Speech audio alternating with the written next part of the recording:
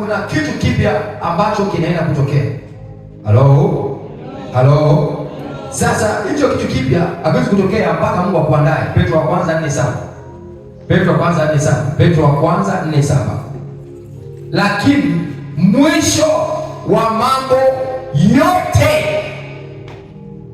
Petro wa kwanza 4:7. Soma hapa anasemaje? Lakini mwisho wa mambo umefanyaje? Basi weni na akili mkeshe katika sala. Mwisho wa nini? Mambo. Brother, unasoma mwisho wa elimu makaribia.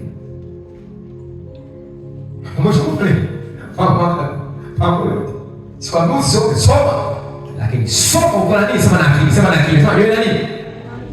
Uwe na akili kwamba tuko siku nini?